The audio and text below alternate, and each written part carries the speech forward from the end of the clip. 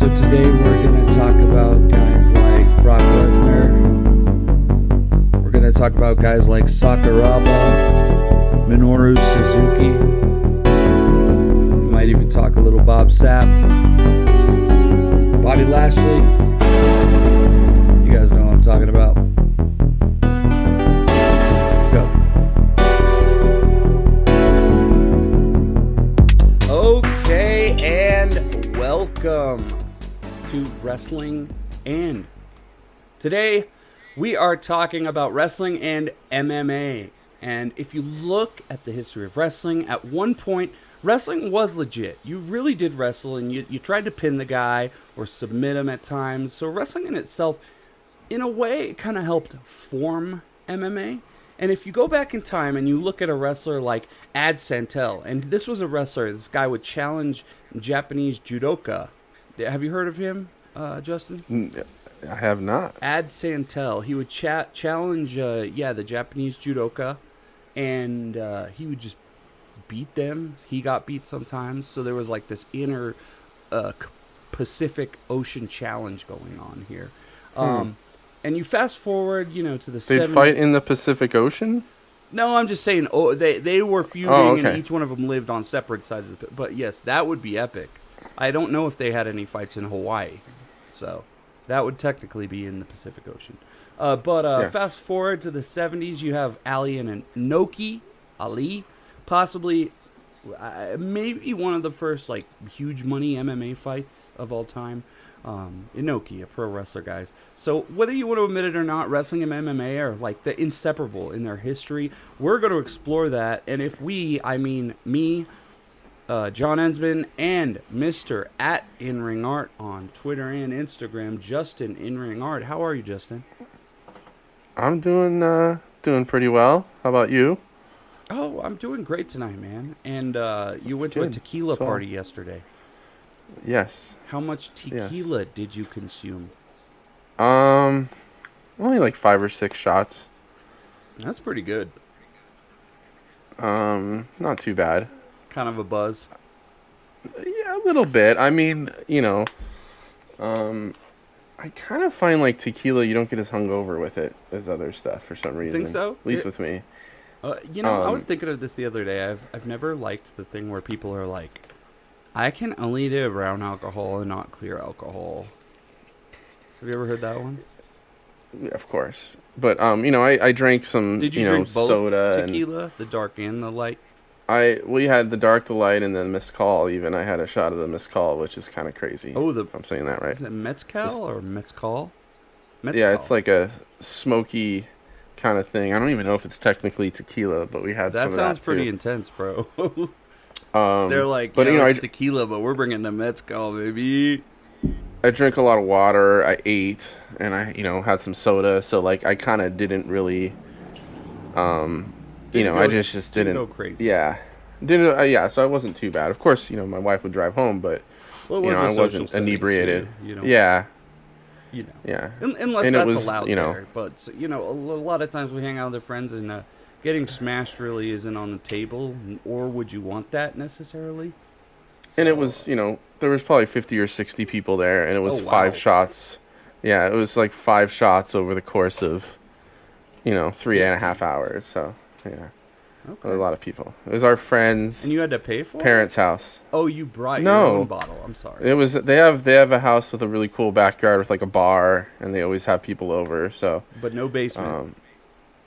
No basement. They kind of do actually, but it's not like a basement that you live in. It's like a little storage area. But wow.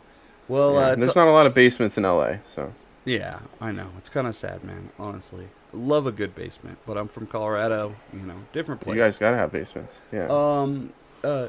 Speaking of a well-built house, the Acclaimed have built a big house in AEW. I mean, they have become wildly popular. Do you want to talk a little about their rise?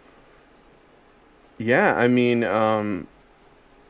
this was an act maybe, 6-8 months ago that I don't know if it was really kind of over or like people just kind of thought they were fillers, right? I mean, the rap to the ring was kind of cool, but there wasn't really a lot of, I don't know, like it wasn't anything that I really caught on with until probably around the time they started going in with, the Ass Boys and Billy Gunn.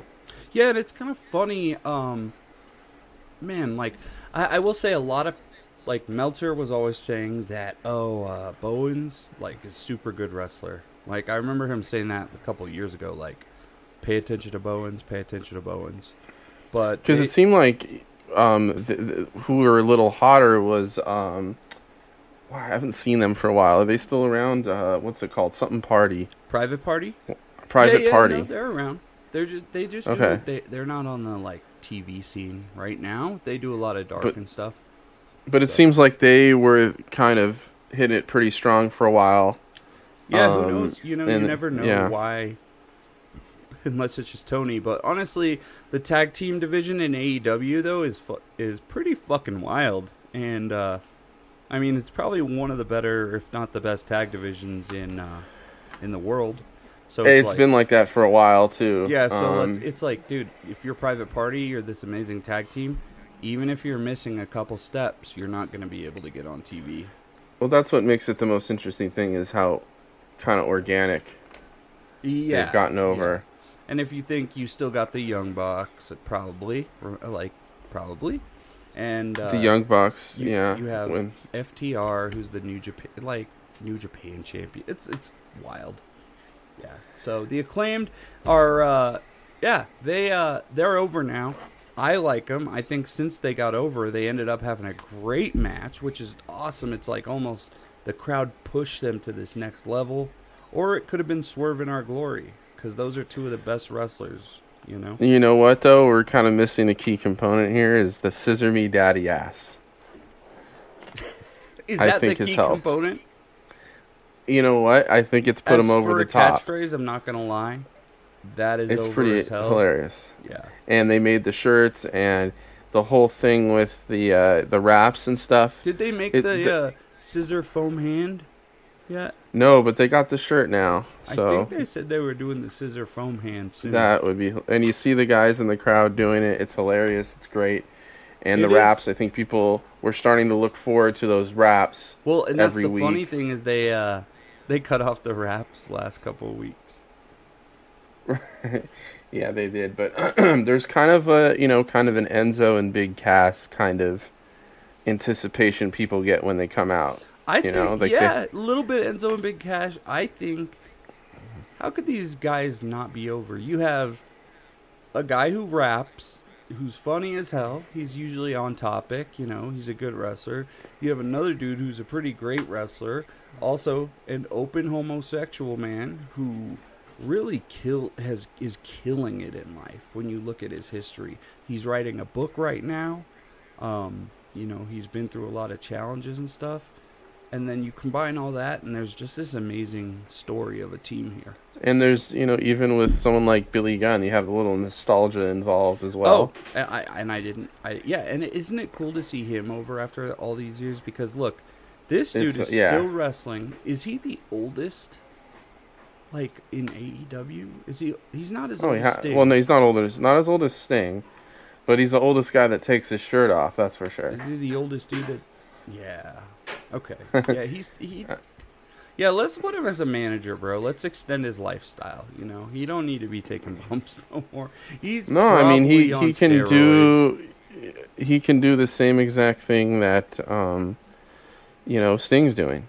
Yeah. Right? He can have the occasional 6-man, maybe tag team match. By the way, I'm not saying he does steroids. I'm just saying he's huge. So maybe he's a genetic gift of God. I actually don't know. I'm not going to... No, we don't like to... I mean, when you see a guy that's, 58 years old that looks like that... Yeah. But they always say you never know. When you do a podcast, always assume that the wrestler will listen to it. And I'm not saying he does that stuff, but I don't know why I said that. He's just huge. He's huge, bro.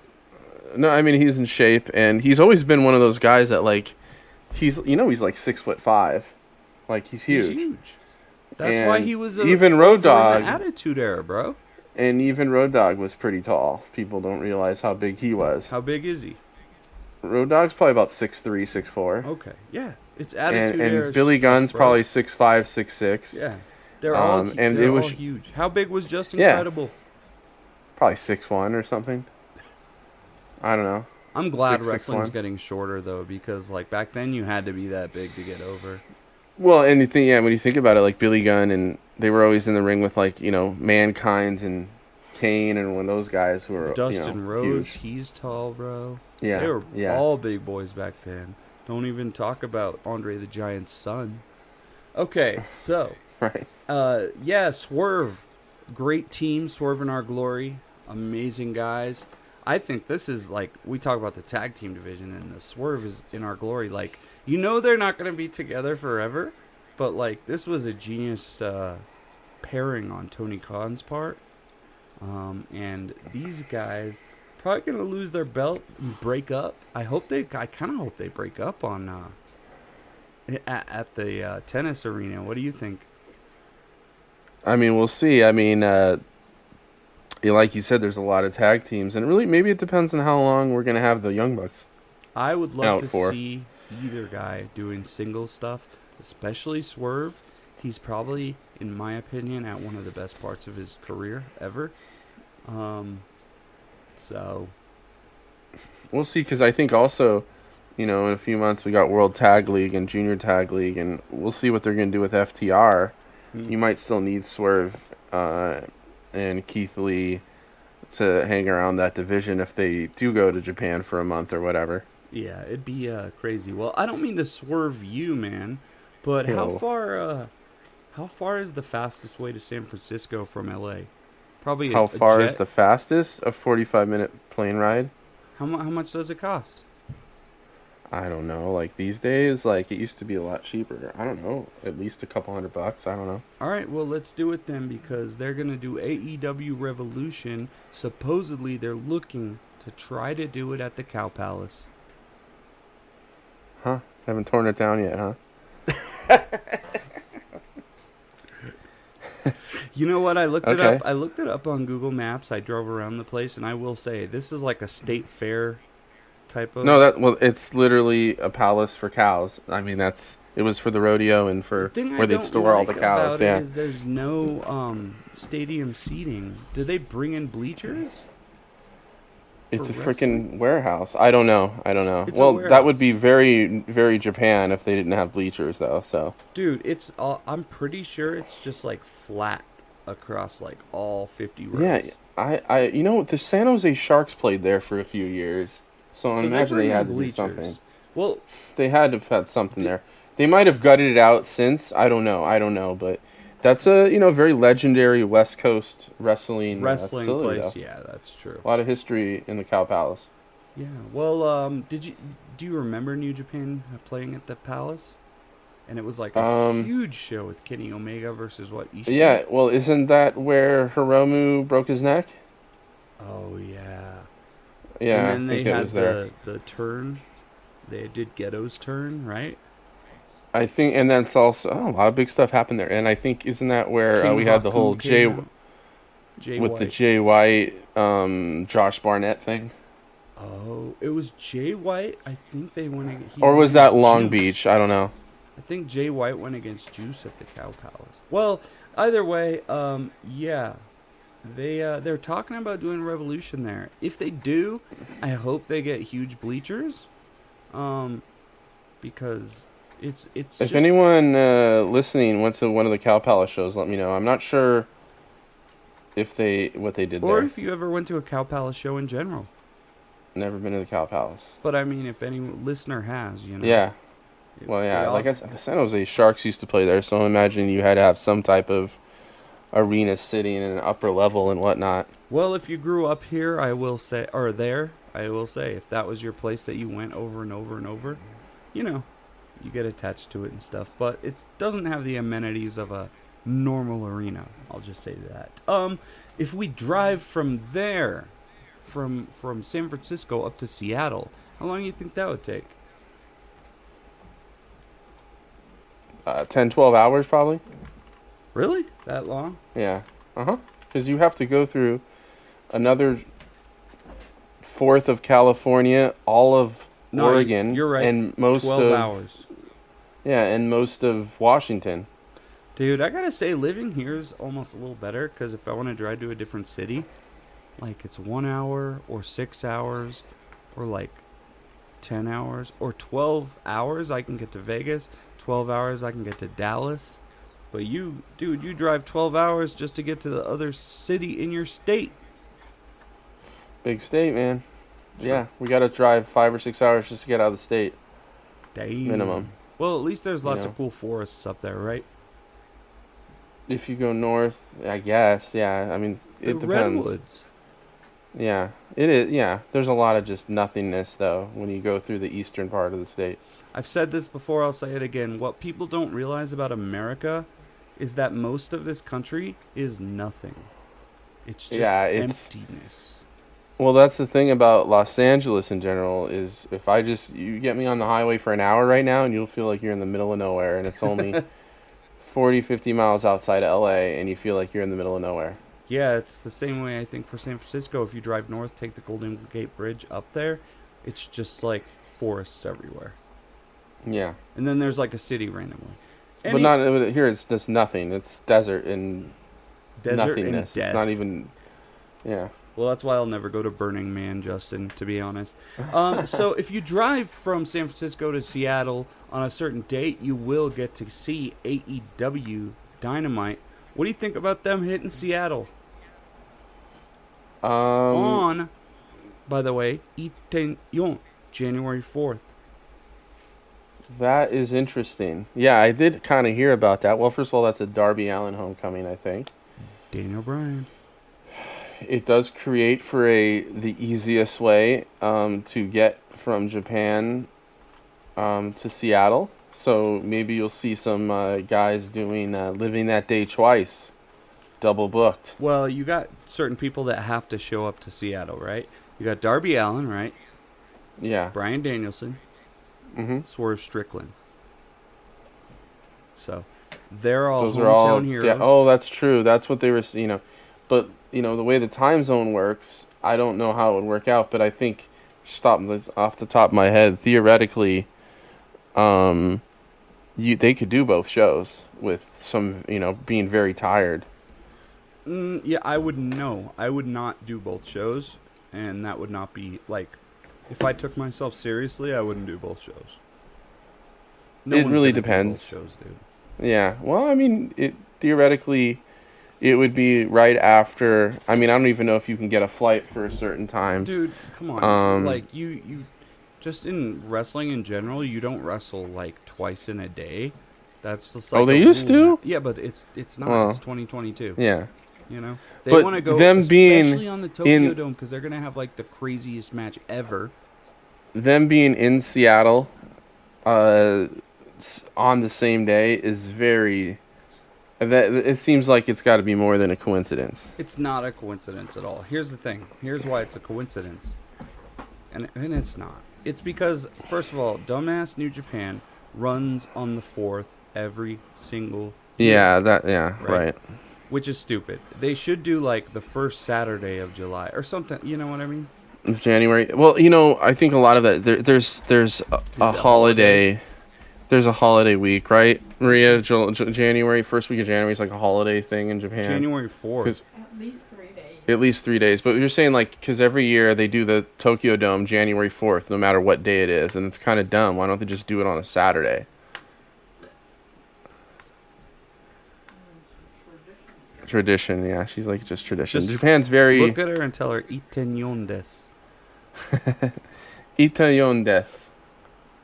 Oh, she's gone. She's I don't care. Okay, keep going. Well, Japanese are very, they like to stick to traditions and all that stuff, so... Well, it's time to make a new tradition, New Japan. Stop fucking putting your show on Itaewon and put it on Iten. Well, and get an app on PlayStation as Sony as well. So they got a lot of work to do. Already mentioned that. I mean, I'm not going to sit in front of a camera with a marker to my mouth like this and be like, yo, here's the reason I don't watch New Japan anymore. Because actually, you know what? I like New Japan still. I think they have great matches, and I think that's a good enough reason to watch the company. We also got a lot of young boys coming up. They're amazing. Well, listen, we want to see them more, and we want it to be more convenient for us to watch because we love it so much. That's all it is. You know what? Tough love. I try not to be tribal too much, Whatever's the best wrestling I watch, but with New Japan, with the past and the future going on, especially with a lot of the come-ups, I'm really excited to see what goes on. But obviously, that whole Young Lion system is going to change soon. We've talked about that on here. Yeah. So let's move on, and let's change things. We're going to talk about wrestling and MMA. Okay. Yes. So MMA. What do you know about wrestling and MMA? Well, I just name what it's like a free association thing. So they run parallel for a lot of history, I think. And they both borrow from each other, obviously, and I think maybe this is just my frame of mind. I think that MMA borrows from pro wrestling more than it wants to admit, and I think if MMA did not take the elements from pro wrestling that it does, that it wouldn't even be nearly as successful. Okay. So I think they run in a parallel universe in terms of what they are, and I think at one point they kind of were on the same level, and then just when we're talking about the timeline and the history, they were pretty much the same thing for a little while in a way. And they kind of split off into these two related species in a way, right?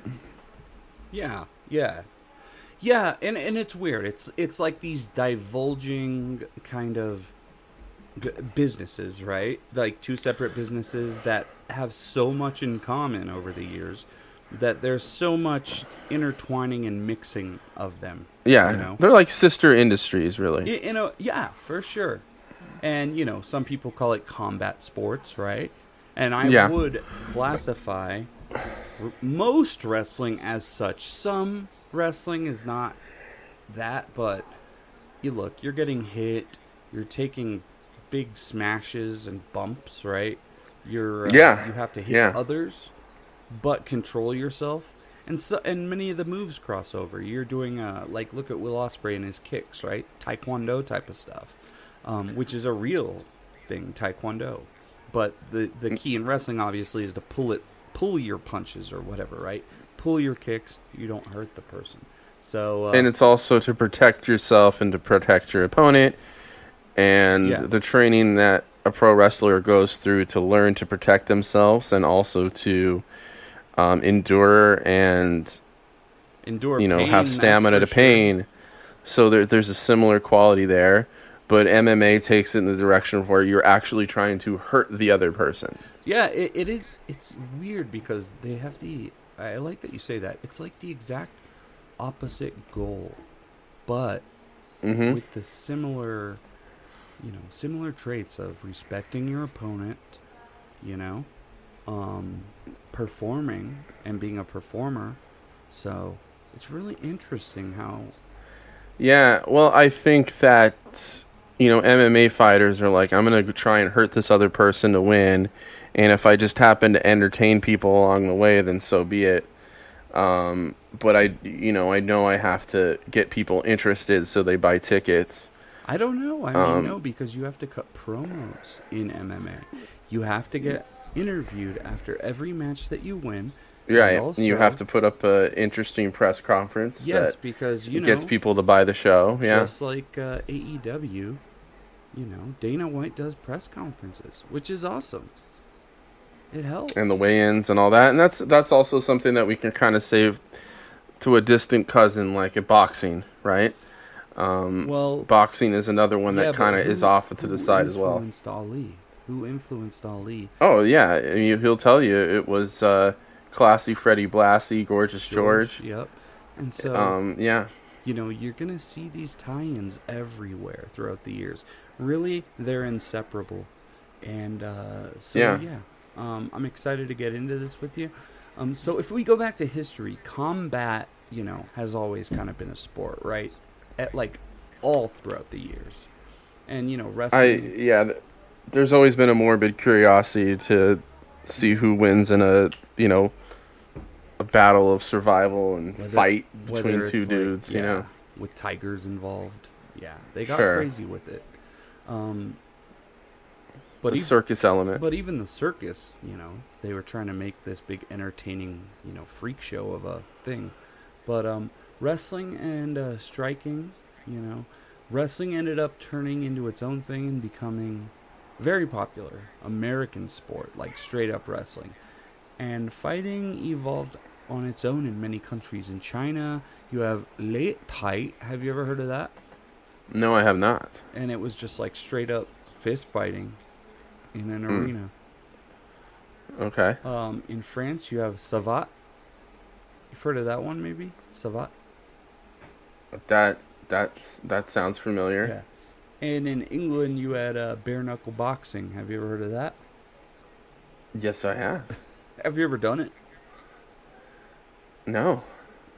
Yeah, I think I punched a kid once when I was young, but try to avoid fist strikes in general.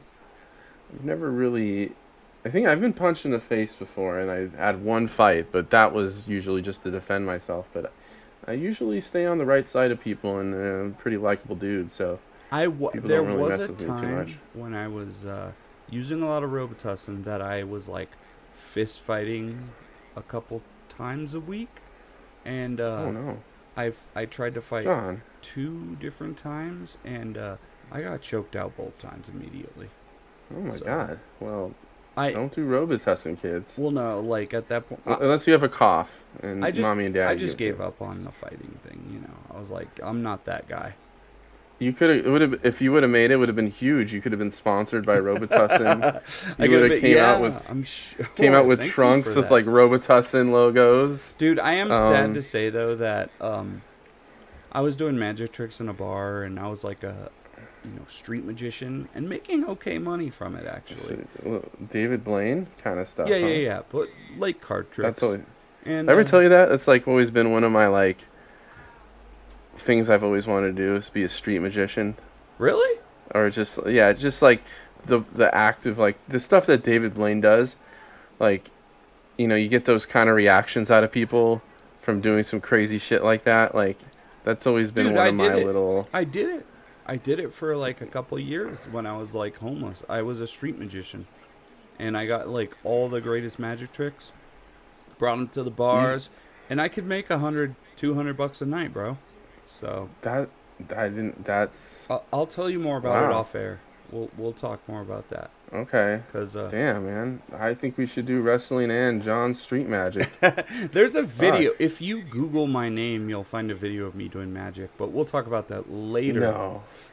Anyway, it's like in between swigs of Robitussin, you're like making a person's for a heart show up in their pocket or something. Yeah, dude. I was like, dude, that's crazy. Come abracadabra. I took so much Robitussin that I made myself reappear. You know what though? Do you think if you go back in time and you look at all of it, it's just you in the corner doing all this stuff? People are looking at you funny, and you think you're like impressing all these people? No, because I made a lot of money and drinks. Oh, maybe you just reached into the cash register and didn't realize it. Dude, I remember I could get drinks from like any hot girl in the bar at the time. And look, dude. Not saying I was getting them to hang out with me, but it was pretty easy to just do a cool magic trick and then be like, all right. But your MMA record ended up being 0-3 basically out of all of it. Yeah, and I will tell you this: there are better MMA records than me that are wrestling right now. So, and what kind of asshole chokes out a street musician? I attacked magician. him. I attacked him outside the hookah bar. He was this Asian dude, and I was like, "You want to talk shit?" And I was like, let's do this. Let's see if I can go. And he choked me the fuck out, bro. And I tapped out. I know. He let go, and I just walked off. All right, live to fight another day. No, don't get me wrong. My leg was like unwalkable for like a week. But anyways, so we have Lei Tai, which is a Chinese martial art. We have Savate in France. And in 1905, we had a French Savateur, Georges Dubois, fight judoka Ri Nirand. In 1957, you have a boxer, Jack Keiron, fight a karateka, Mochizuki Hiro. So we had... A what? A mechanic? Like a guy that worked on cars? No, a karateka. A car tech. Isn't that what they call mechanics in Europe or something? So we have to have a talk with the listeners and you, buddy. In Japan, if you do something, you can add a ka to the last name, right? So if you write manga, you're a mangaka, right? Yes, okay. If you're a judo guy, you're a judoka. And if you're a karate guy, you're karateka. Okay. What? Okay. I know the whole adding the to everything. And I forgot to write notes on that, Justin. I'm sorry. But, yeah. So the only words you guys will hear is karateka, which is karate practitioner. Karate person.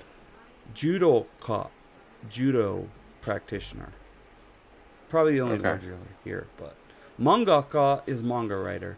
Anyways, in the late 19th century, we had like a bunch of forms of wrestling and combat, and you had that like the emergence of the catch wrestling. Do you know anything about catch wrestling? It has a huge influence on MMA and pro wrestling. I think catch wrestling is something that starts from the basis of locking up and limb holds and kind of that thing, and I think it's evolved into the basis of what we call a technical wrestler, right? Yeah, you had different like wrestling and submission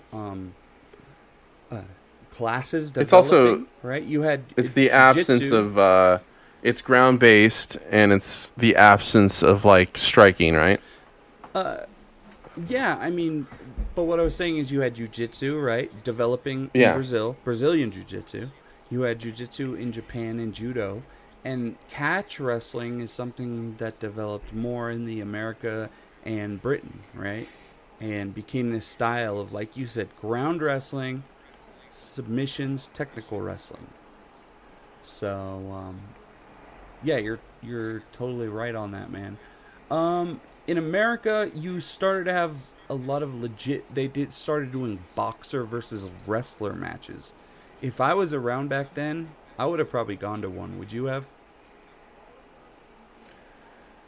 Probably. I don't know of how many other options we would have had. 1890, you're poor. 1890, I'm poor, and I got a nickel. You got a nickel, and I'd probably go watch some fights. A nickel's gonna get you into this fight, and it's like everyone's going in town. Yeah, everyone's screaming and gambling, and it's like the Wild West.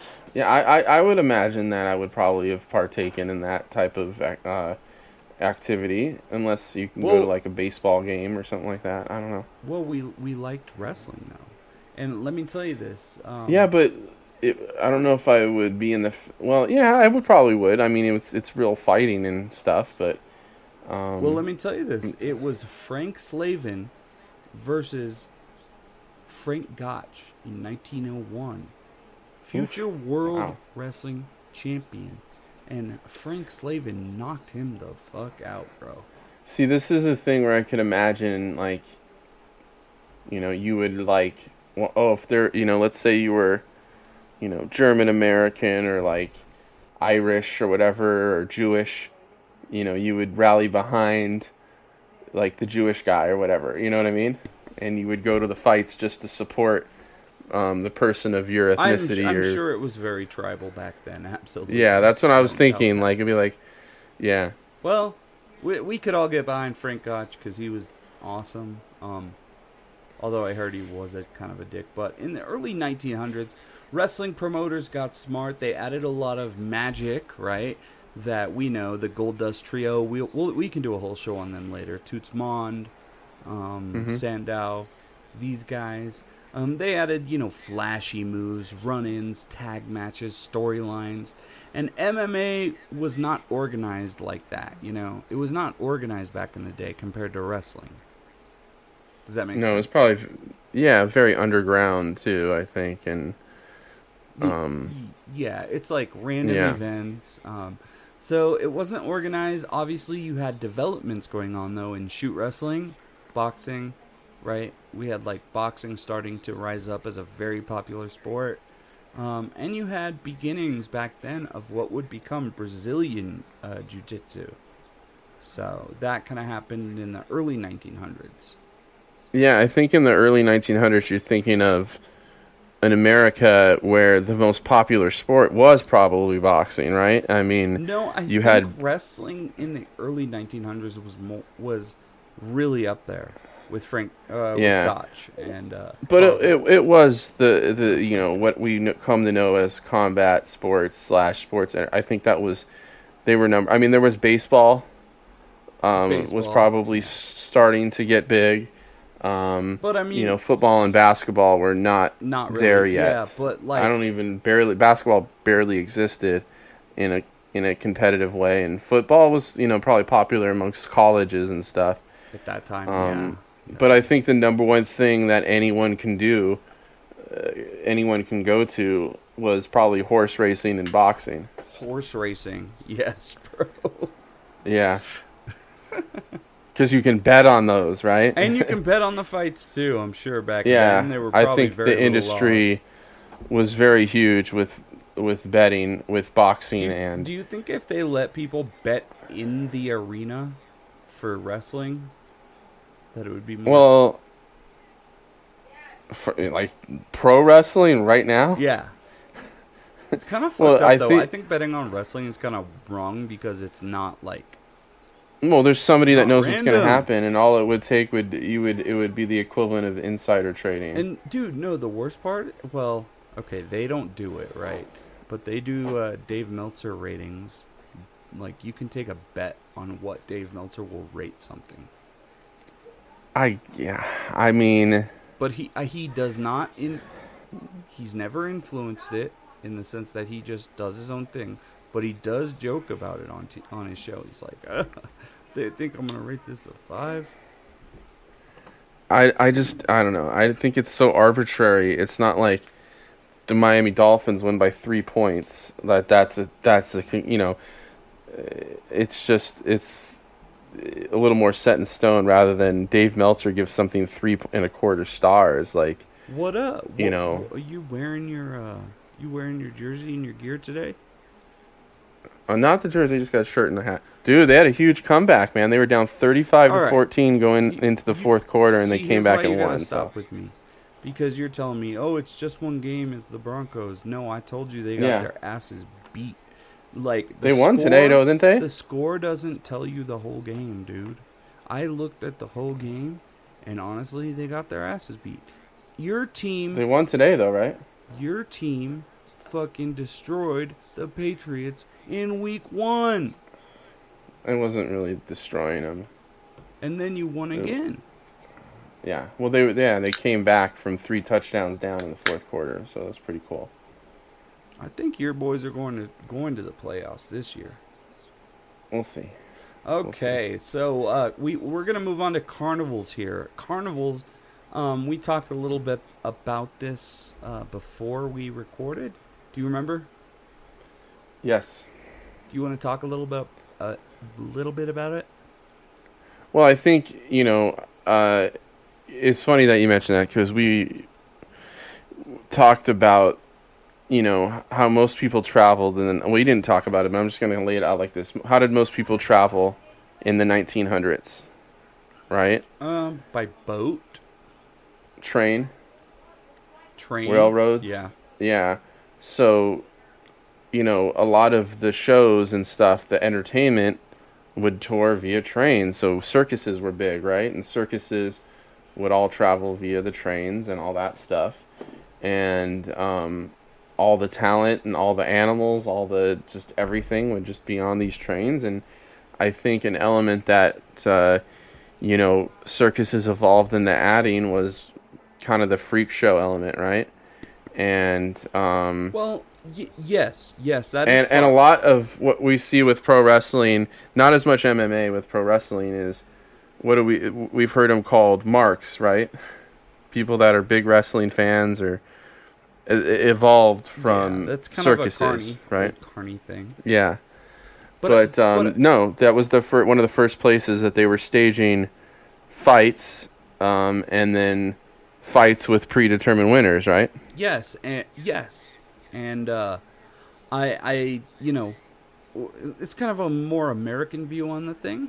But you go to Britain, right, and you have. Mm-hmm. We're not talking about trains. We're not talking about trucks, seaside Traveling resorts circuses, right? that never change. They just sit there, and that's where you had, William Regal start out, right? And what was his home? Chris Ridgway, or he had his partner there, and Christopher Brooks. Brookside, Robbie Brookside.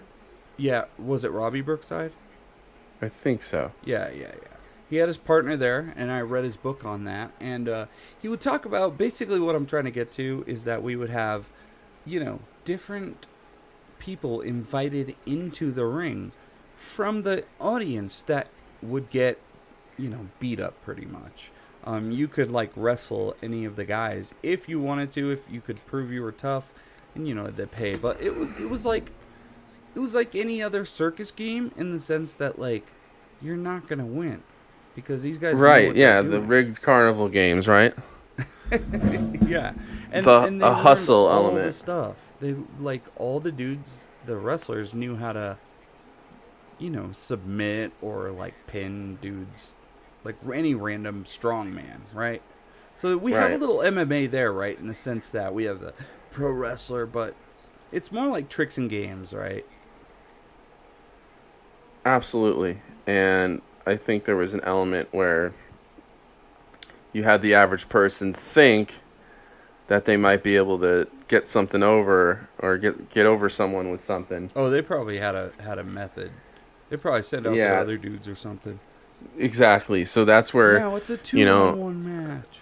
All it took was, one of these dudes to get beat one day, and that's where you probably started to get your little predetermination and planting people in the crowd. And well, I want to add to that question for you, Justin. Do you remember when actually Kurt Angle was,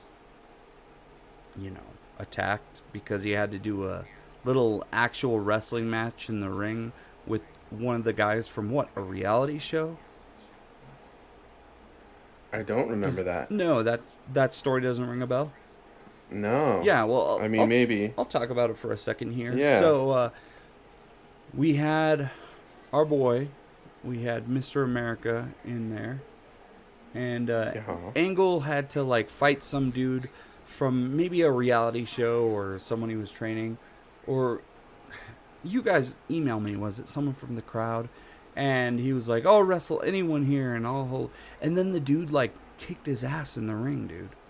He started legit wrestling him hardcore in a WWE ring. And they had to call it off short, ding ding ding, and it was that was on Raw or something? Oh yeah. Oh wow. I don't, how have I never heard of that? Or Kurt Angle reality kid beats. Yeah, I'm googling it now.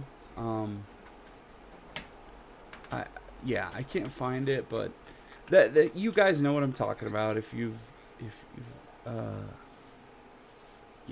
guys have seen it, you know what I'm talking about. We'll have to research that more, but yeah, that was a thing, and obviously Kurt Angle was not in the spot to actually wrestle at that point. Later in his life, right? Or just the fact that it was unexpected and you don't know if the guy's for real. You don't know. Yeah, I mean, that's just not a fair way to get at him. I think it was one of the young wrestlers or an NXT guy back then or something like that, But next guy, I don't know why I'm mentioning him, really. I'm not a huge fan of him, but I'll mention Bruce Lee. Oddly enough, one of the people to influence MMA and wrestling. You have Bruce Lee. He was very charismatic, right? Yeah, very charismatic. I mean, a huge movie star. Absolutely. He also was respected as a martial artist, even though he didn't really fight people, but he was a great on-screen persona. And due to the fact that he did kind of do fake, combat throughout his whole career, you can almost see him as a wrestler. I mean, he definitely would have fit in, and I mean, I think there's a lot of influences with him in wrestling and obviously video games and all that kind of combat. Oh, definitely video games. There's like a Bruce Lee character in every fucking game. Yeah. He, the thing he talked about was not adapting, or excuse me, not doing one style in general, but figuring out how to adapt to other people's fighting style. So, and UFC President Dana White called Lee the father of mixed martial arts. That's debatable, but let's just bring him up for the sake of a highly charismatic combat action dude, who, he influential. That's the word, right? I mean, definitely. I don't know if you've ever heard about, with Ric Flair, how he would practice his punches, right? No. Tell me. He would, tape a string and have it hang from the ceiling of a hotel, and he would punch it. His goal was to get close to it and not have it move, the string. Okay. Right? Just, to me, that seems like a very Bruce Lee thing to do, right? Like, in terms of doing stuff like that on a movie set. And yeah. I mean, Bruce Lee was basically choreography, right? He was choreographer? Yeah, he was choreographing. There you go. Took him a little bit scenes, to spit right? that one out. Come on, Justin. Yeah. You're getting old, brother. Well, yeah. So he had to, choreograph those fight scenes, right? And very similar to pro wrestling, where you don't really want to hit the person, right? Or did he have some... I would imagine he had a big part in it. Well, you never know. There's always... This is going to sound bad, but there's like Win Ping Lee or something. I don't know. He might... Well, I'll say this, though.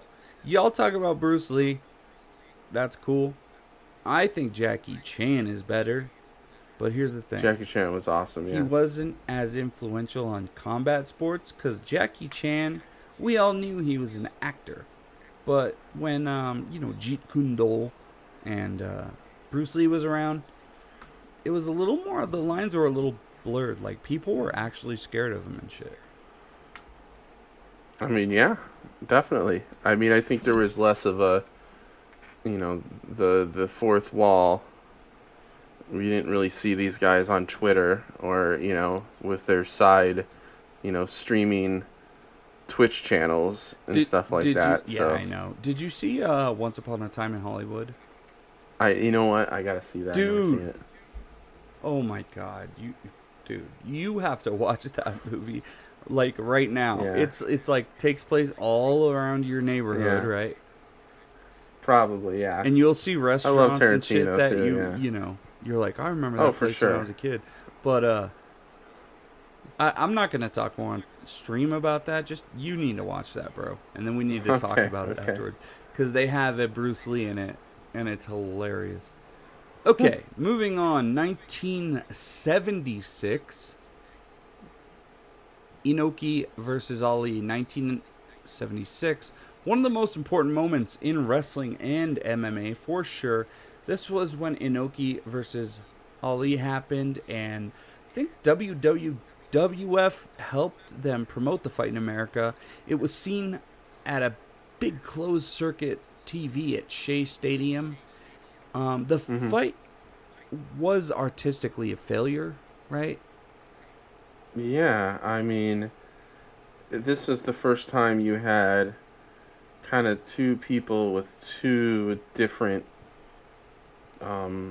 styles or types of combat, right? You had a wrestler versus a boxer. We talked about that before. We had wrestlers versus judo guys, but this was definitely the most heavily marketed one. Oh yeah, I mean and it was not a. This was a shoot, right? There was nothing. It was a entertainment about it. Inoki pulled guard the entire match. laid on his back, relied on leg kicks for 15 rounds. So he just kicked Ali's legs. He laid on his back and kicked Ali's legs. There were... And let me see. I want to look Muhammad Ali, how old he was at that point. You look it up. Because I don't know if it... Yeah, you look it up. This match was... It was weird because there were, like, certain rules. They made up, like, all these weird rules for what each performer could do. So it wasn't necessarily, like, on equal grounds. Muhammad Ali was 34 years old. 34. So Muhammad Ali probably in... Probably, great probably on the downslide of his career. Yeah. Do you know what happened after the match to Muhammad Ali? No. Well, I know that those leg kicks really did not. They had some long-term effects on him. He was hospitalized for 3 days, Justin. Right. Yeah.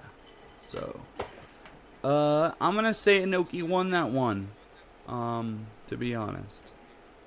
But it was a failure kind of in the sense that, like, artistically, but a lot of people watched it. They put it was a spectacle, for Shea sure. Stadium, dude. Yeah. I mean, that was probably the biggest place you could do it back then. And Bruno Sammartino watched it and was disgusted by it. I could see that. Yeah. There's like a recording of him watching that match at Shea Stadium. Oh, really? Yeah. He's just like not cool with it. All right, so we move on. We're from the 70s kind of into the 80s. We're going to take a 10-year leap here. Obviously, we have martial arts stuff going on all over the world. But we're looking for like the bigger companies that push this martial arts and wrestling kind of thing we're talking about. So in 1984, UWF was founded in Japan. Justin, do you know about UWF? You should. Not too much. But I've heard of it, but I'm not very well versed in it. I will have to send you some matches then. UWF is some really cool stuff. It's a pro wrestling company. It was a pioneer for the shoot wrestling style. And you've heard of that, right? Shoot wrestling. Yes. Mm-hmm. And, it's pro wrestling. It looks a little more like real wrestling with the lot of technical stuff. And I'm going to just tell you now, man, watching it honestly, it is pro wrestling. You can tell nowadays, right? I'm telling you, like, when I watch it. But I think back in the 80s... But not to be confused with the UWF, that, like, the Herb Abrams one, right? Well, UWF was reborn multiple times over the years. But I think, was there one in America? What was that UW, Herb Abrams? They did the whole no, we're not. Dark Side of the Ring on him. Yeah. That was from 1990 to 96 or something like that. Yeah, I think that's the American one, and they really have no bearing on what we're talking about today. Completely different entity. Completely different, yeah. So, these matches, though, they were very innovative in the fact that it was a more of a, it was a shoot style. You had your weird, it's like power bombs and, stuff like, it's like, yeah, that's not going to happen in a real shoot match, but it was pretty good, and it was very different from, at the time, in the mid-'80s, the, like, glitz and glamour of something like a WWF, right? Mm-hmm. So, UWF would, again, be reborn multiple times over the years, and it was kind of pivotal. I meant to say... You're having a hard time, too. Pivotal. In kicking off what has become MMA. Then we have Pancrase. Do you know anything about them, Justin? Minoru Suzuki. That's it? That's all I know. Okay. Really. And it was kind of I think Ken Shamrock was involved, but that was like a kind of shoot pro wrestling thing in Japan, correct? Yeah. It was shoot for the most part, right? And when I hear I think, why is it called Pancreas? It's not. It's not called Pancreas. Seems like a weird name. I know it seems like a weird name, that's all.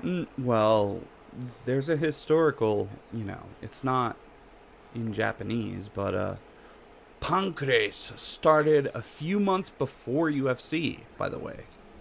So that's really cool, right? They had the jump on. Sure. Yeah. Pancrase looked like UWF, right? They had a wrestling ring, but they were actually shoot matches, and you could do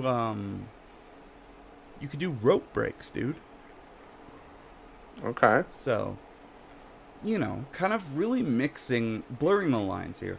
And sometimes there were a couple times where the title had to change, and actually they kind of worked those matches, okay? So it seems like they had a little flexibility in terms of that stuff with that company. Yeah, I don't think it was like 100% what was happening backstage, but I think that like Suzuki had to win because his opponent was about to lose his visa or something like that, And right. So they just had him. Did they get the full cooperation they needed, or was it like no? It was full cooperation. Yeah. Gotcha. So it started before UFC. The matches were generally real, and like honestly, these are some great matches in Pancrase. Some of the original Pancrase stars, right, who have moved on to pro wrestling. We got Bas Rutten, Minoru Suzuki, Masakatsu Funaki, Ken Shamrock, and I recommend anyone interested in Pancrase. There's Bas Rutten. He's got his commentary on his YouTube on almost all his fights, like his commentary, and they are pretty incredible. So the way he talks about Suzuki, he's like, this guy is a god. That's kind of cool. Really cool. So all that stuff's on YouTube. Okay. Yeah, it's all on YouTube. I'll edit this out, but do you want to move the mic a little closer? Are you good? There you go. It's pretty much right up there. That's better. I just took it away for a second. Okay. Next, we have the UFC. Have you heard of them? Yeah. United Fight Channel, right? Yeah. What like, as someone in America, we live here. What do you think of UFC? I'm not really a big UFC guy, personally. I mean, Okay. I do know who the popular people are, and I think when it kind of started to really get popular in the United States was, I don't know, probably the late to mid 90s, early zeros. I just remember that kind of, cartoonish logo, right? With the guy with the fists, the muscle and he's, like, guy pushing them together. Almost looked like an And One kind of character on those. Did you ever t-shirts rent the old DVDs or videos or tapes? The closest thing I can tell you is I had the UFC game for Dreamcast. Ooh, that was good. That game was good. Tito Ortiz, bro. Right, and I think Ken Shamrock was in it. I think you can make your own guy too. Yeah, I think they did. Yeah, so I think my familiarity with UFC came from when Ken Shamrock and Dan Severn started to show up in WWF. How much did Dan Severn wrestle in WWF? Don't remember. Yeah, late 90s. Like 98, 99, 97-ish. Did he have any kind of run? Not really. He didn't have much of a personality, I think. But he had some matches. He had a little program with Ken and Owen Hart. Remember D'Lo Brown would come out with that chest protector. Would he? Oh yeah. That was Dan Severn that stretched him out. That he had to wear that for that reason. I love hearing that, bro. I absolutely love hearing that. Yeah. UFC so guys, I drew the Owen Hart and the Danger Tights, and you had no idea that was around that era, 98, 99 Attitude Era. That was probably Owen's last kind of set of tights, other than the Blue Blazer stuff he was doing. Wow. That was he was going back and forth between the dangerous stuff. Yeah, that's a total Vince thing that I hope never happens again.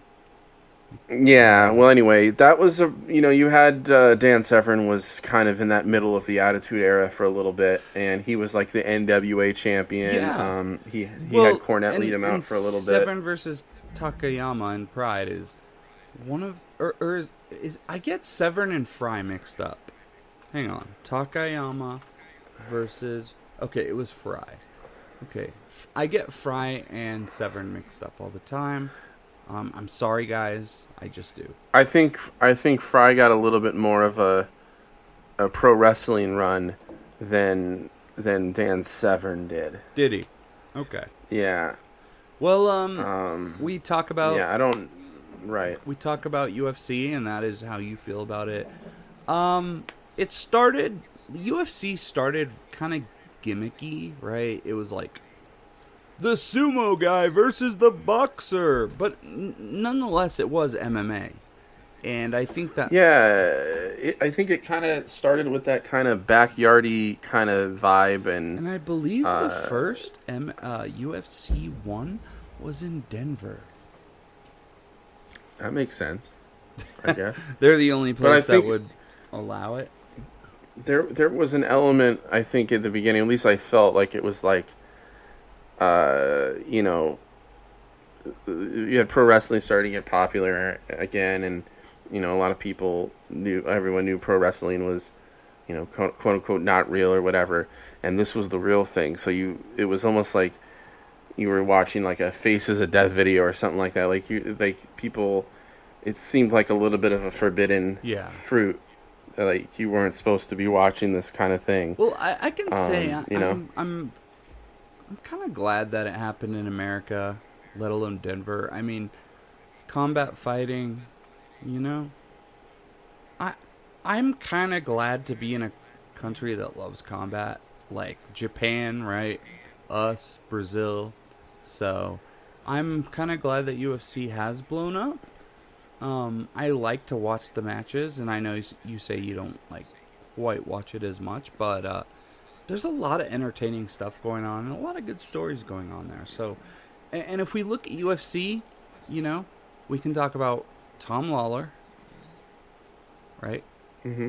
Well, if we're going to modern day now, right? Ronda Rousey, Shayna, Matt Riddle, right?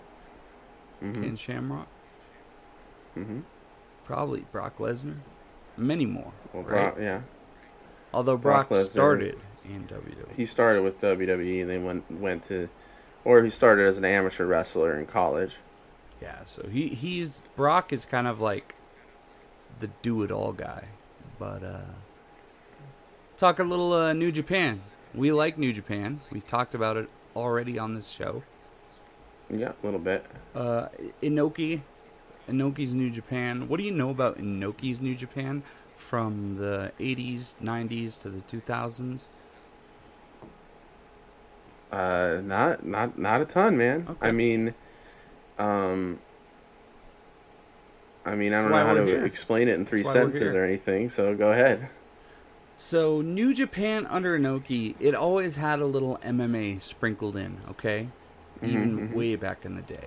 And whether it worked or not, I mean, the first ever Tokyo Dome show, shout out to Chris Charlton. I was reading his book, Eggshells.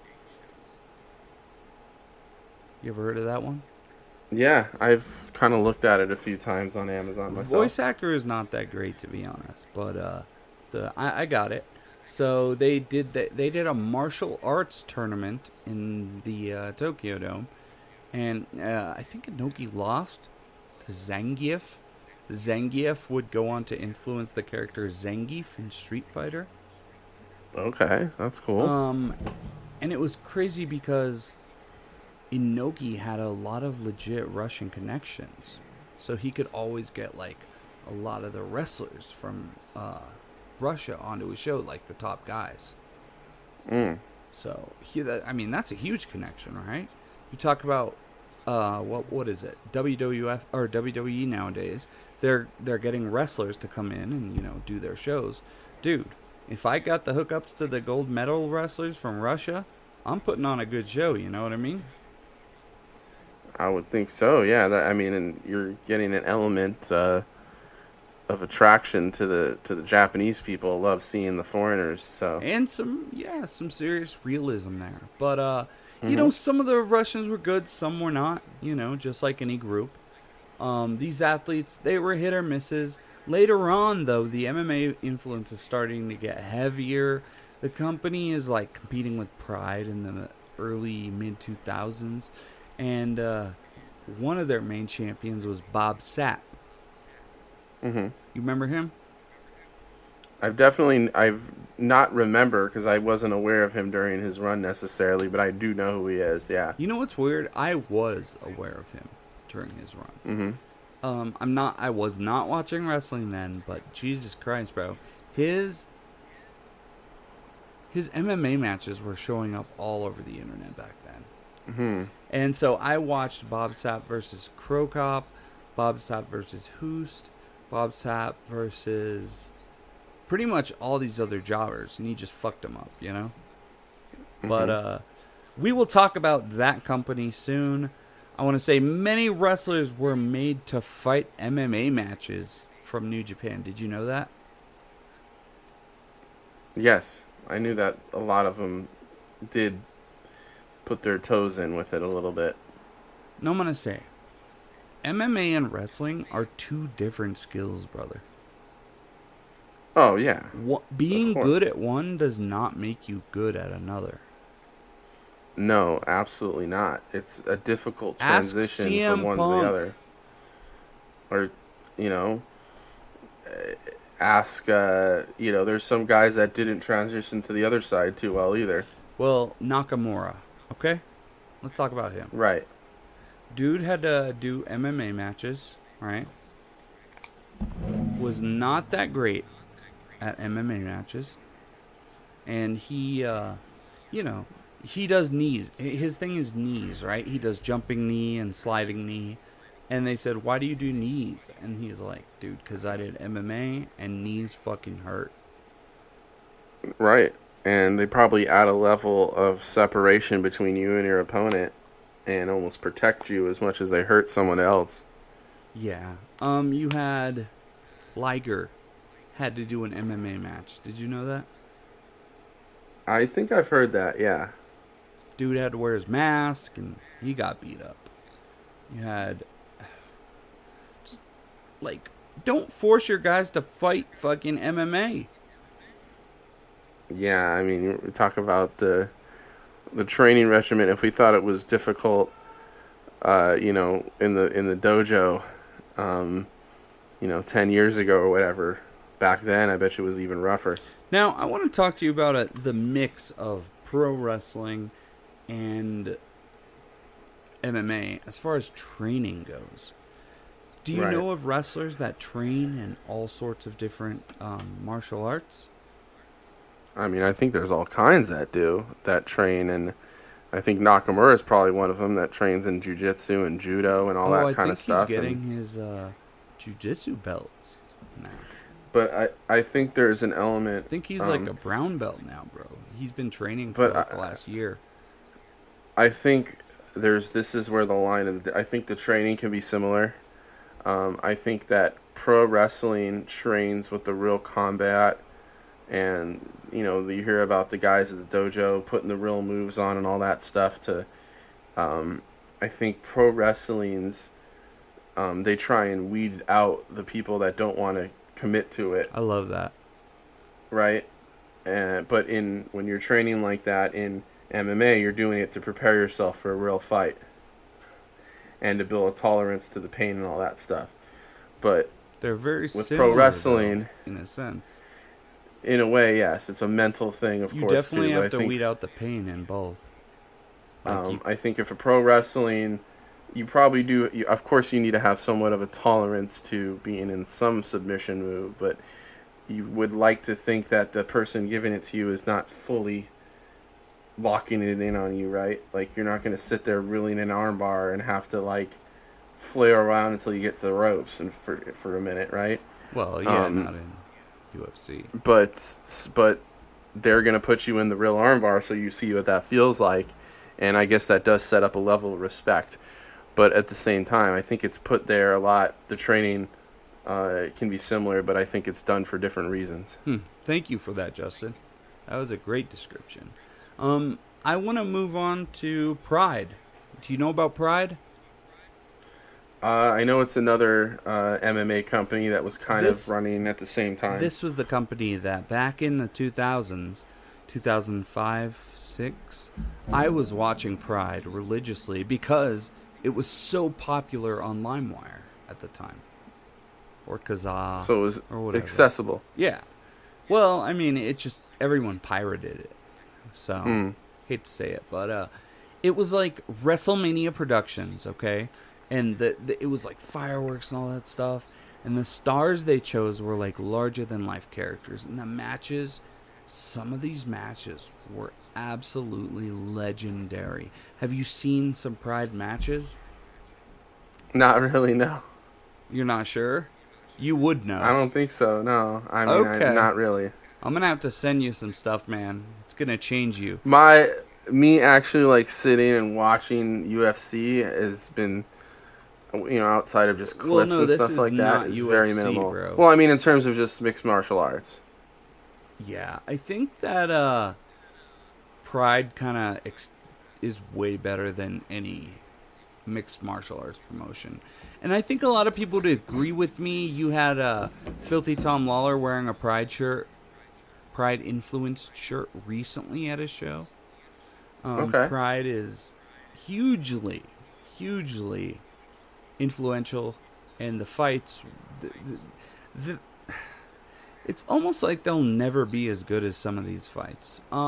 So, yeah, I mean, do you know Sakuraba? Yes, I do. And you know how he's like the Gracie hunter, the Gracie killer? I've seen a lot of his, I've seen a good handful of his stuff. That's all Pride. Yeah. Oh, and then up until, him doing stuff with Suzuki when he looks like he's wearing like a wetsuit top or a rash guard or something. And he wrestles right now. So we want to talk about that crossway between, Isn't he like in his late 50s or something? And he's still doing it hard in Noah. Wow. So yeah, that's true. The Noah, yeah. I have heard that. So let's talk about a little more Pride. We have Takayama, Sakuraba, Bob Sapp. The announcers. Do you know who the commentators are for Pride? I do not. Bas Rutten and Mauro Ranallo did the whole show. Wow, okay. Pride has a huge influence on the world of pro wrestling and MMA because Rizin right now in Japan is kind of trying to become the next Pride, to be honest, with their shows. And even a few wrestlers like Sakuraba, one of my favorites, Ikohisa Minowa, they use wrestling moves in their matches. Mongolian chops, cartwheels, and they both do double foot stomps like coup de grace. Okay. In their straight up MMA matches. So, yeah, you gotta watch some Pride. We might have to watch it together later. You know what I mean? Okay. Yeah. Today, wrestling and MMA, they've got a lot of crossover appeal. Can you talk about that a little bit, about how nowadays it's like they're all mixed up? Well, first of all, you do have, it hasn't really happened in recent years, in the last whatever, but you have guys like Brock Lesnar who have basically gone back and forth, right? And he might be the number one guy that is a MMA pro wrestler. But you see guys like Conor McGregor, who is basically a WWE character, a pro wrestling character that fights, right? Mm-hmm. And you see, a lot of those elements. Ronda Rousey, even people in boxing like Mayweather and guys like Jake Paul that have had real fights. Logan Paul, his brother's wrestling. Right, they're all entertainment. Gotta sell the fight, not just because of what they're gonna do in the ring, but just who they are. And now Logan Paul's gonna hit personality. fucking Roman Reigns. So in Saudi Arabia. Dude, I hope he kind of gets killed in 10 seconds, to be honest. That would be a sick match. But they're going to give him a lot. Yeah. You know? It'll probably be pretty good, too. Who knows? I don't know who the heel and the baby face is in it. I do. Is Logan Paul supposed to be the baby face, right? Well, yeah, because his last performance was so good. That's true. But no one booed Roman either. I mean, it's kind of a good, I guess, you know, I don't know if it's the most attractive thing to me, but I think it was a pretty smart booking. Well, you know, New Japan's always done it. They've got evil baby faces, good baby faces. They've got, like, evil heels. You know what I mean? Or they've got the baby faces with attitude. Like Naito for, you know. He's not. Oh, yeah. He doesn't like you, but we all cheer him, so. Yeah, so I think now this is where MMA is borrowing and being so influenced by pro wrestling, because I think a lot of these fighters now know if they want to be popular, they have to have a personality. Yeah, it's true. Unless they're just absolutely, they got to get more bang for their buck, because I don't think anyone wants to watch a fight where they think the two guys love and respect each other, or they want to watch a guy that's just going to punch someone and knock them out in 1 second. Oh, yeah. They have to have more of an element of entertainment to their bouts. Love, you know, the Diaz brothers, right? That's why people love McGregor, because they do have that element of personality, and it has influenced MMA from wrestling in the sense that you do have to be able to cut a promo, be a personality, kind of have a gimmick, stuff like that, if you really want to stick out. Or in John Jones' case, your gimmick is that you get arrested every couple months. Anyways, or you fail, I feel like some of the more like, we can talk about the crossover appeal, is that some of the biggest wrestling media outlets like Fightful, Observer, Ariel Helwani, they all cover MMA and pro wrestling. Yeah, I wonder, has the Observer always covered MMA? Since, like, the early 90s. Oh, okay, because I was wondering if it was something that happened when wrestling started to get less popular and MMA blew up. They had to cover it just out of necessity. I think Dave Meltzer to stay always relevant. Decided to cover... Okay, I didn't know that much, popular combat sports. Gotcha. Because he does boxing, too, if it's a big deal, but... mainly, you know. Okay. So, boxing hasn't been a big deal for a long time, but even boxing, you got Tyson Fury somewhat regularly involved in pro wrestling. There you go. That's another. Thank you for saying that. I did not write that down. Yeah, it's another crossover, right?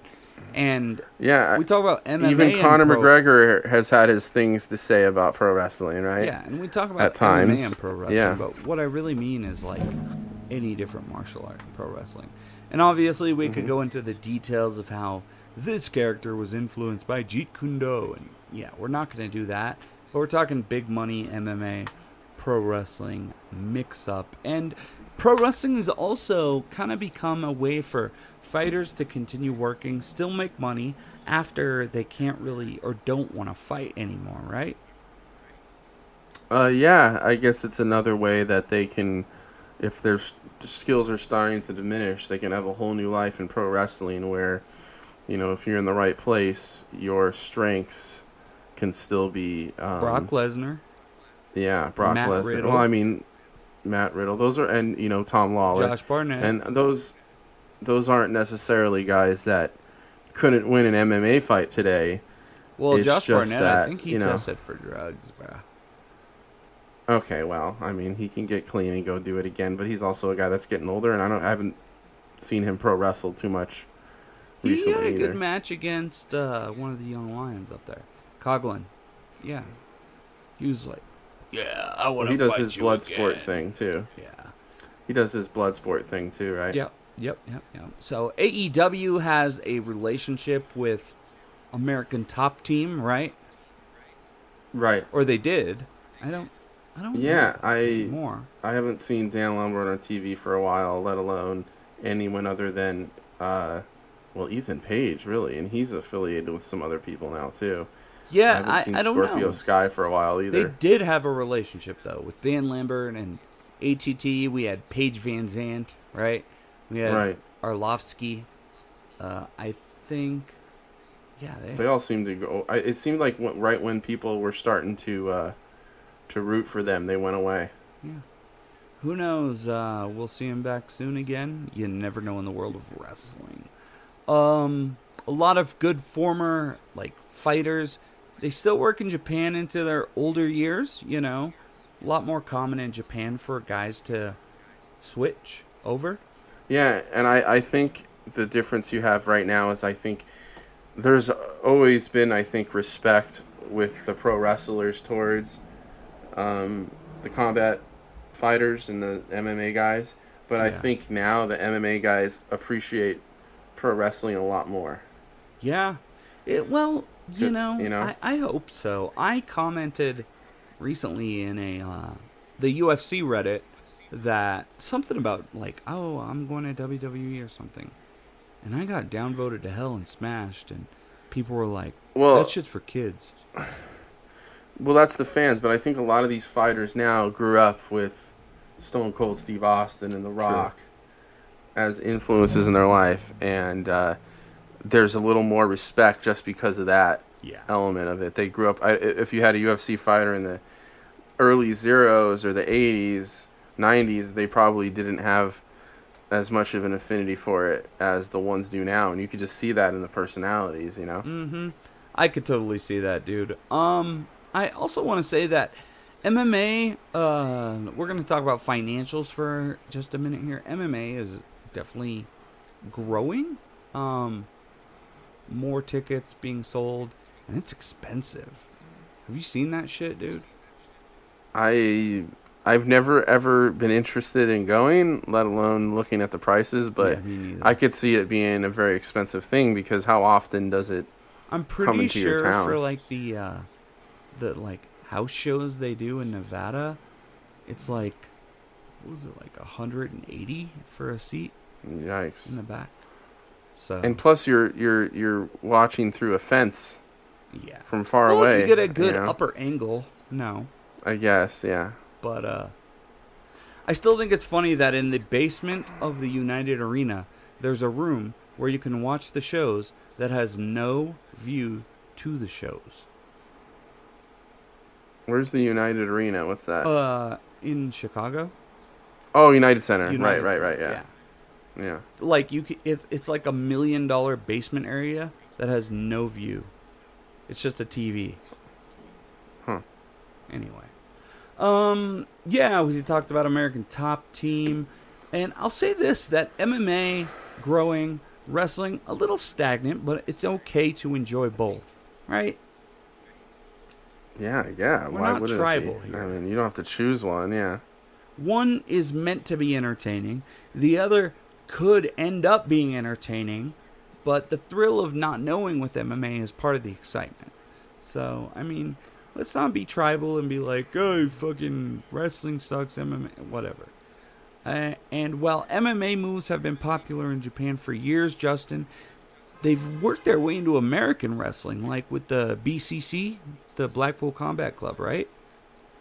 Yeah, I mean, it's a very kind of MMA type of organization, I guess, in terms of, the toughness and the training and striking, all that stuff we've seen. Yeah, the striking. It definitely borrows from that for sure. I'm thinking the big, huge elbows. Absolutely, and the ground the elbows and pound. And just the comeuppance of guys like Wheeler Yuta and just Claudio's kind of upbringing, all very UFC-like. Yeah, it's pretty cool stuff, man. Let's look finally as we talk about wrestling and MMA. Let's look at the list of best MMA careers ever next to a pro wrestler. Okay? Okay. So the top guy is Dan Severn. All right. 101 and 19 in fights, which is fucking crazy. That's pretty good, yeah. It's a lot of fights, too. We have Yuki Kondo, Ikuhisa Minowa, who is amazing also. Shannon Rich, Shinya Aoki. Do you know Shinya? No. He wrestles for DDT. Very violent guy. I'm gonna just scroll down and know people you know. We got Josh Barnett. Okay. Minoru Suzuki. Right. Heard of him, right? Well, yes, I have. Bass Rutten, Ken Shamrock. Yeah. Don Fry. And we keep going down. Phil Baroni. Who's that? Don't know. Bobby Lashley. Yeah. Cain Velasquez. Uh-oh. Yeesh. Ooh. Mark Hunt. Tom Lawler. I didn't know Mark Hunt did any pro wrestling. Bob Sapp. Mm-hmm. Ooh. Tank Abbott. That. Matt Riddle. Let's see. As we Brock Lesnar. Right. Keep going down, guys. We got Jake Hager, Nakamura, and these are your biggest losers. Jack Gallagher. Ooh. Oh, jeez. Kensuke Sasaki. Now, these are the guys Phillip that Brooks. were forced into doing it. Right. Nobuhiko Takada. Amazing talent. Takayama. As we go down here, Dylan James. Taka Michinoku, Jushin Thunder Liger. These guys got their ass whooped. Yuji Nagata, CM Punk. We're going down the list, bro. These guys suck. Yeah. They're two different sports, people. Don't expect someone to be good at both. Not everyone is Brock Lesnar. Right? Well, they're, completely different skill sets, really. Fucking A, bro. So...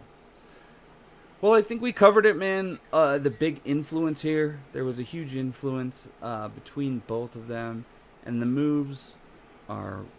It's kind of an ongoing thing, right? Like, we're still seeing how it's working out with MMA and wrestling. We're seeing the mix happening as we go.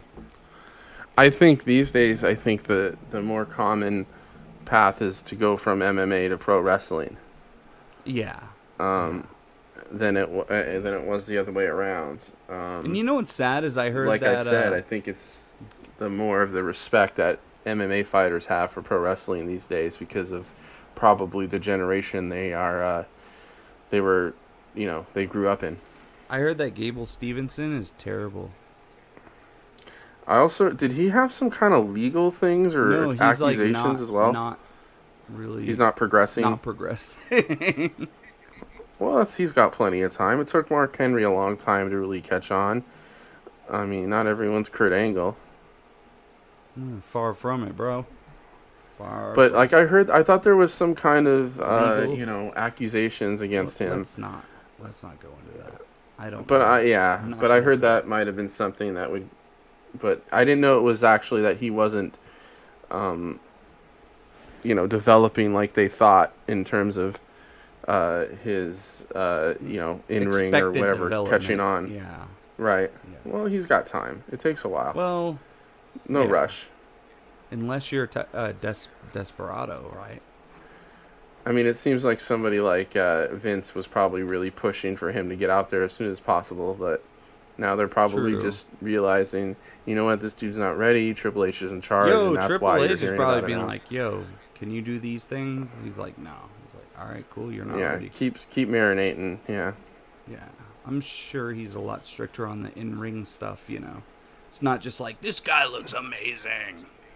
He just doesn't want to throw someone out there yet. I mean, he put Johnny Gargano out there. That was a ballsy move, too, and I heard the matches were awesome. Did you watch those? Well, no.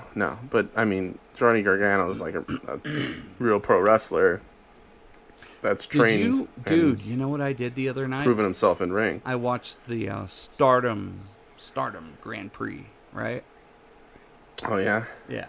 And I have to say, do you know Natsupoi? Does that ring a bell? Oh, God. Dude, she is so fucking good.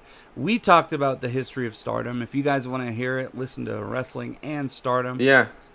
Obviously, Justin does not remember anything from it.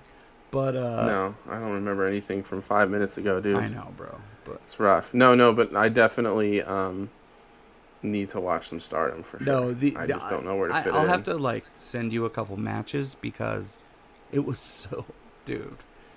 She drop kicked her in the head through the ropes and just awesome charisma, you know. A really entertaining stuff. Speaking of amazing wrestling, which we love to talk about here, who you got? Do you got Danielson or do you got Moxley? Moxley. I think this is a good chance to get it on Danielson because I don't think he's going to be there forever. I think it's time to put it on Danielson. And I love that spot of him getting elbowed in the head and staring at the title. And I think Moxley should take some time off, right? He was supposed to take 6 weeks off until this whole Phillip Brooks stuff.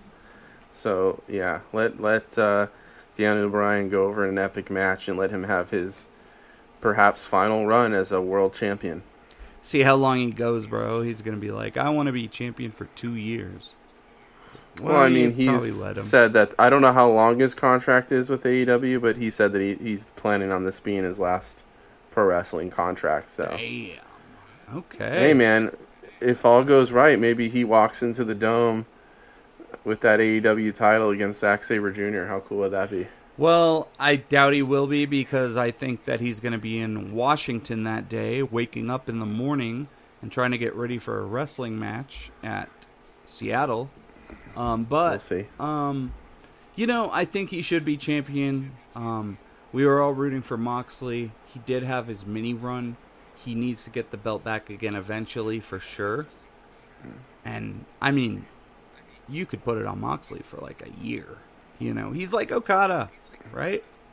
Like, you could just always, Moxley, just put him there. So, yeah, I think when we look back at AEW, hopefully still around in 10 or 15 years, Moxley is going to be one of those guys that we just always remember. Jericho and Moxley, synonymous with it. They have put so much work in. And they have managed to not get fined or banned from the company, ever. So, did you watch the death match between Jun Sakai and El Desperado? Yes, I did. And gonna have to preface this by saying I'm not really a deathmatch guy. I'm only not a deathmatch guy. I think I liked death matches even less after watching this. And, you know, I just find it to be just, you know, dangerous. And I don't know why when anyone would willingly do that kind of stuff to your body when just anything, you hit the wrong spot, you're dead, and the pain. And but no light tubes in this match. No light tubes in this match, I guess, and that's probably.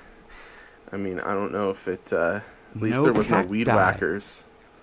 At least there was no weed whackers. Yo, when I seen Raver G slammed onto a cacti, I swore I would never watch another death match.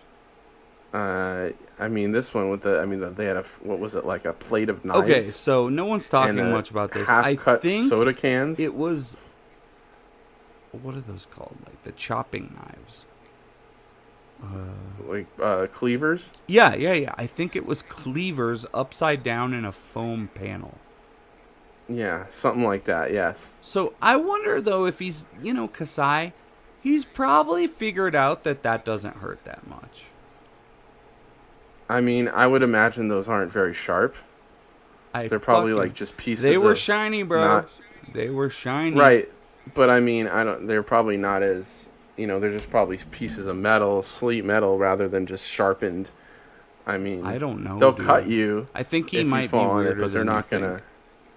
Well, I mean, look at the dude's face back and everything. I mean, and the crazy thing is, Jun Kasai, obviously a career deathmatch wrestler, and his body tells you that, right? Oh yeah, I mean, his whole entire back looks like Dusty Rhodes and Brody. Scars Brody's everywhere. Forehead. Yeah, his whole back. But if we remove the element of, yes, the deathmatch stuff was not cool, which I just agree with. As far as the story being told in the wrestling match that they had a great story, right? Yeah, and I think, part of the reason why I watch it is I'm just such a big El Desperado fan, and it's one of those things is you see a guy like, and you're like, why does this guy have to do it? It's just one of those Moxley. Car wreck things. Yeah, I mean, even Moxley has that kind of grungy element to him where you can see him doing a death match. Well, remember, they just had a match against each other. Which I know, but it's so believable that Jon Moxley would be involved in a death match, and plus he has that history with, CZW and all that weed whacker stuff. Well, all that garbage. Despy loves it too. But Despy's this guy that wears a mask and comes out to it just doesn't fit his presentation as much. That's what makes it so interesting, is him doing something like that, right? He likes death matches. He does them a couple times a year. Because he got his jaw broke at one. Remember that? Or his orbital socket. Right, and he lost a good 6-8 months, and I think he missed Best of the Super Juniors because of it. So it's he's addicted to that shit, bro. He's like Darby Allin. He's a thrill seeker. He's like, I guess so, man. But yeah, there were some spots in that match that made you pretty uncomfortable. But yeah, but the wrestling, the story, and them popping up and exactly, yeah. I thought Kasai did a great job as kind of the babyface character, popping up and getting. No, but I think Kasai is. I mean, I'm not denigrating him. Because he's obviously the best, probably in the world at what he does and all that, and Well, I think what we're trying to say not is always next time my cup bring of tea. light tubes. No, I'm good with no light tubes. Oh, forks. Although little Abdullah Butcher, the knife thing is pretty crazy, and the soda cans seem like the worst. There you go, the soda cans, dude. Oh, those my ones God. were bad. Yeah. Just think of what was it, cut in half aluminum cans in that same kind of pattern. glow. Yeah, glued to a foam board, and those cuts are the ones that imagine the showers these guys take afterwards with the burning of those cuts. I forgot about the cans. Like that paper cutty kind of thin cut you'd get Dude, from that cannot be a good bump. Forget it. The can will absorb your shit, but it will also cut your back apart. Ugh. Yeah. I don't get. Jesus. I don't get how they do it, bro. Well, you know what? I don't. Let's leave our listeners questioning that too, because it is a disturbing thought. We'll call it our moment of zen here, and we are thankful for everyone listening to us right now. You can see us on Twitter at John Ensman, at InRing Art, also on Instagram. We are on at Wrestling and Pod on both places. Look it up. Live your life. We love you guys. Deathmatch, Jun Kasai versus Despy. We give it a thumbs up, right? Absolutely, yes. Thumbs up. Recommended match of the week. Ooh, yes, recommended. Thank you, Justin. I appreciate you, brother. I appreciate you as well. Thank you. Alrighty. And we will see you guys later.